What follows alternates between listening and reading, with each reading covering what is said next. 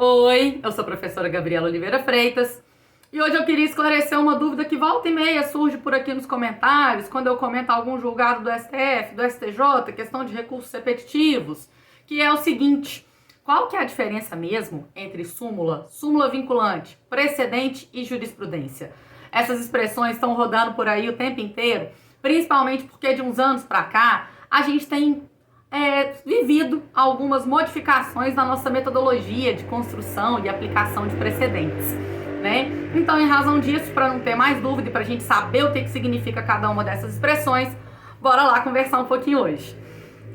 Primeiro vou falar de súmula vinculante, que é algo relativamente novo no direito brasileiro, surgiu com a emenda 45 de 2004, que também é chamada de emenda da reforma do judiciário, que incluiu o artigo 103A no texto da nossa Constituição. E o que prevê esse artigo 103A? Prevê que o STF, e aí é só o STF, por decisão de 2/3 de seus membros, podem construir uma súmula com eficácia vinculante para todo o judiciário e para a administração pública direta e indireta, federal, municipal, estadual, ou seja, para todo mundo essa súmula vai ter eficácia vinculante, dependendo de um determinado aspecto, que é reiteradas decisões de matéria constitucional. Até porque a gente sabe que boa parte da função ali do STF, em sua grande maioria, é discutir questão de matéria constitucional.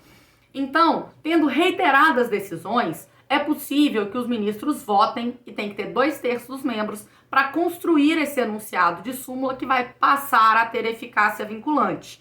Ah, mas tem outras súmulas aí nos tribunais rodando. Todo tribunal faz enunciado de súmula. E súmula nada mais é do que uma sinopse, um resumo, algo que indica o que é o entendimento jurisprudencial daquele tribunal. Essas súmulas que não são as vinculantes, elas têm eficácia tão somente persuasiva, né? Mas é bom que a gente a siga. O nosso CPC vem aí com todo um novo método de precedentes que vão incluir as súmulas, e isso é assunto para outro vídeo. Mas o que a gente precisa saber? Que essas súmulas, elas não têm a mesma eficácia vinculante de uma súmula vinculante, mas também são produzidas pelos tribunais para darem ali uma orientação do que é seu entendimento. É uma sinopse da jurisprudência daquele tribunal, e cada regimento interno organiza como serão produzidas, construídas essas súmulas que vão trazer esse reflexo da jurisprudência daquele tribunal, tá? Por exemplo, no regimento interno do STF, fala que a súmula vai depender de votação no plenário por maioria absoluta. Vai ser diferente no regimento do STJ, dos regimentos dos tribunais estaduais, regionais, federais. Cada um vai organizar como é que eles vão construir essa súmula, que vai resumir como determinado tribunal vem entendendo determinado assunto. Ou seja, são enunciados da jurisprudência do tribunal. Então, eu também preciso saber o que é jurisprudência, né? Jurisprudência nada mais é do que o conjunto de julgados. Quando vocês entram lá no site de um tribunal e fazem uma pesquisa de jurisprudência, vai te trazer tudo que o tribunal vem decidindo sobre determinada questão, sobre o que foram as palavras-chave que você escolheu para sua pesquisa, né?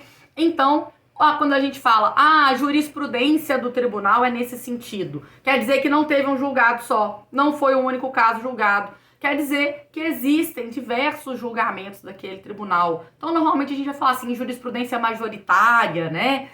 Porque eu não sei exatamente se é a totalidade dos julgados que tem aquele mesmo sentido, mas a jurisprudência vai ser esse compêndio, esse conjunto de julgados de um determinado tribunal.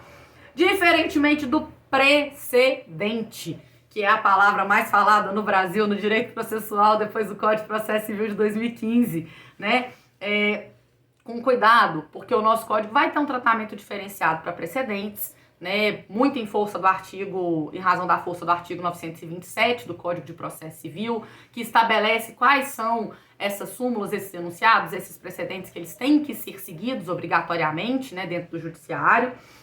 Apesar de não terem a mesma eficácia vinculante de uma súmula vinculante, que vincula todo mundo, mas são precedentes que a gente pode chamar de qualificados, precedentes obrigatórios. Mas o que significa precedente? Precedente é aquilo que precede, né? Significa que houve um julgamento anterior que pode ser utilizado como fundamento em julgamentos futuros. né? Volta e meia a gente vê em filme norte-americano eles falando, mas teve o precedente do caso tal, fulano versus fulano, né? Ou seja, teve um julgamento anterior que vai servir de fundamentação para os casos futuros. No nosso direito brasileiro, depois do Código de Processo Civil, principalmente, para organizar esses precedentes, para a gente ver quais têm mais força, quais são obrigatórios, quais são aqueles que têm que ser observados por todo o judiciário, a gente passa a falar de precedentes qualificados, que vão ser aqueles criados em recursos repetitivos, em incidente de assunção de competência, em incidente de resolução de demandas repetitivas. E a gente deixa para um próximo vídeo para conversar um pouco mais sobre precedentes qualificados. Vamos deixar o vídeo de hoje só para esclarecer que súmula vinculante é aquela criada pelo STF em razão do artigo 103A da Constituição Federal. As súmulas, de forma geral, que não são as vinculantes, são as persuasivas, são aquelas enunciadas pelos tribunais como um resumo da sua jurisprudência, sendo que jurisprudência é um conjunto de julgados de um determinado tribunal, enquanto precedente é um julgado só, mas que vai valer para fundamento para casos futuros. Espero ter ajudado aí um pouco com as dúvidas de vocês. Caso tenham mais dúvidas, mandam aí que a gente vai transformando em assunto para os próximos vídeos. Bons estudos para vocês e até a próxima!